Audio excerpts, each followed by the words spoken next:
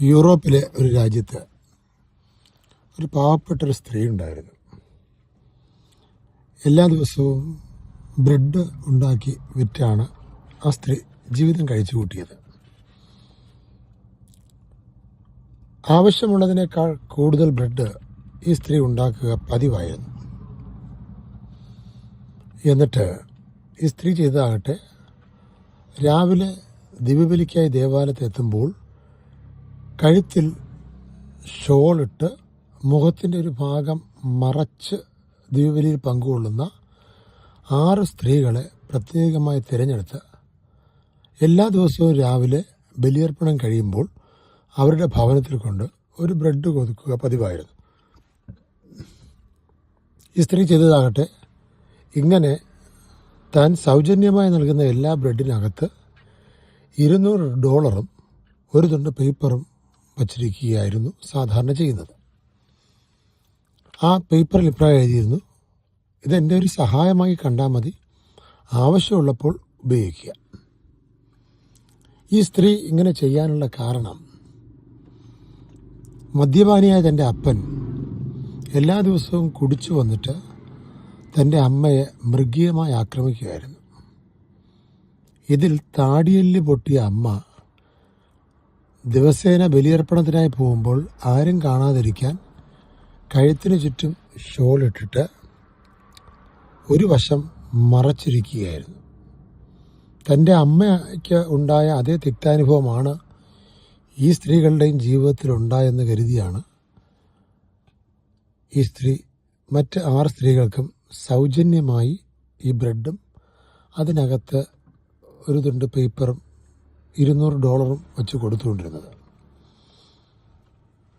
ഒരു സുപ്രഭാതത്തിൽ വളരെ ആകസ്മികമായി ഈ സ്ത്രീ മരണപ്പെട്ടു.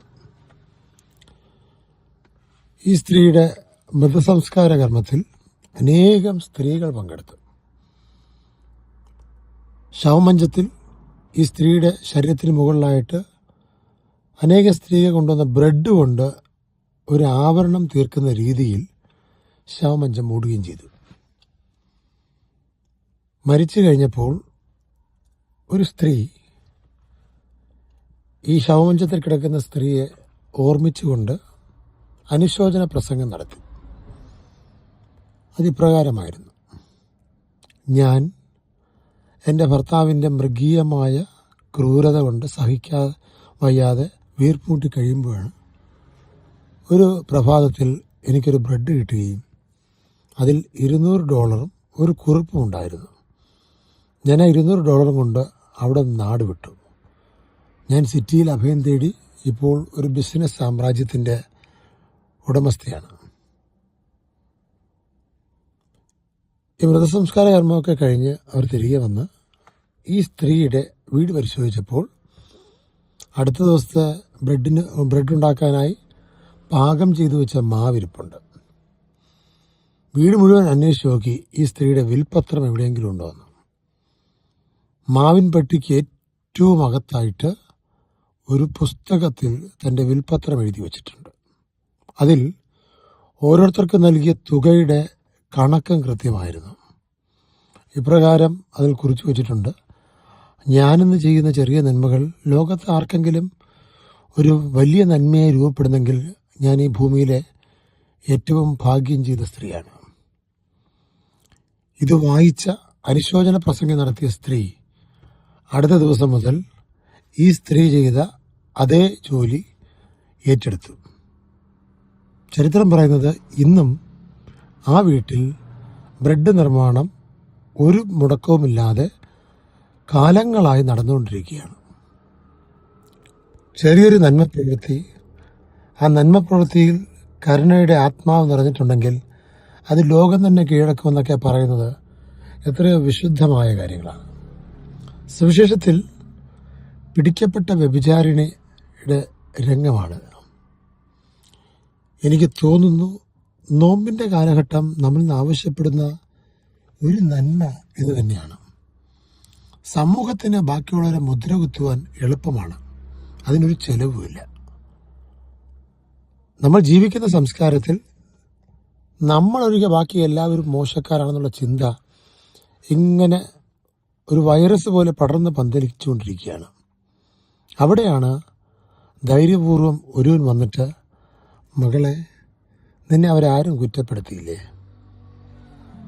എങ്കിൽ ഞാനും കുറ്റപ്പെടുത്തുന്നില്ല. മേലിൽ പാപം ചെയ്യാതിരിക്കാൻ ശ്രദ്ധിക്കുക. ജീവിതത്തിൽ അവൾക്ക് കിട്ടിയൊരു പോസിറ്റീവ് സ്ട്രോക്ക് എന്നൊക്കെ പറയുന്നത് ചിലപ്പോൾ അവൾ അവിടെ മുതൽ ജീവിതത്തിലൊരു പുതിയ അധ്യായം തുടങ്ങിയിട്ടുണ്ടാകണം.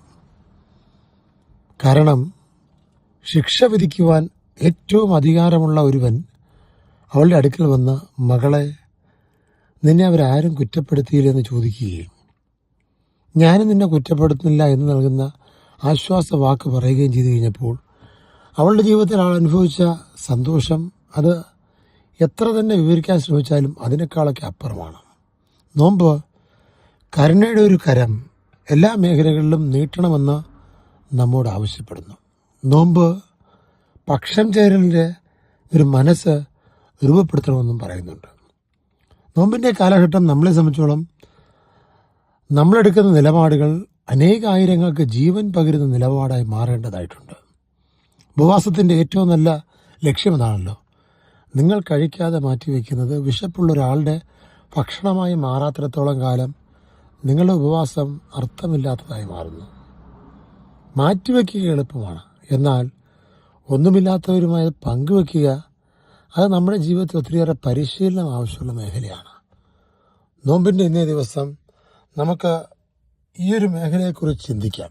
കർത്താവ് സമൂഹം മുഴുവൻ മുദ്രകുത്തിയ, പാപിനിയെന്ന് മുദ്രകുത്തിയ ഒരുവളെ മകളെ എന്ന് വിളിച്ച് ഹൃദയത്തോട് ചേർത്തണയ്ക്കാൻ ശ്രമിക്കുന്നു. ക്രിസ്തുവിലെ കരുണയുടെ ആർദ്രഭാവം അതിൻ്റെ മൂർധന്യ അവസ്ഥയിലേക്ക് പ്രവേശിക്കുകയാണ്. ഇനി പറയാൻ പോകുന്നത് തള്ളക്കോഴി തൻ്റെ കുഞ്ഞുങ്ങളെ ചിറങ്ങി കീഴ് സൂക്ഷിക്കുന്നത് പോലെ എന്നൊക്കെയുള്ള വിശാലമായ ഹൃദയാർത്ഥത്തിലേക്ക് കർത്താവ് കടക്കാൻ പോകുന്നു. ഒരാഴ്ച കൂടെ കഴിയുമ്പോൾ വിശുദ്ധവാരമായി. വിശുദ്ധവാരത്തിലേക്ക് പ്രവേശിക്കുന്നതിന് മുമ്പ് നോമ്പ് ലക്ഷ്യം വെച്ച് പുണ്യങ്ങൾ നമ്മുടെ ജീവിതത്തിൽ അന്വർത്ഥമാക്കാൻ ശ്രമിക്കാം. ദൈവം നമ്മളെ സമൃദ്ധമായി അനുഗ്രഹിക്കട്ടെ.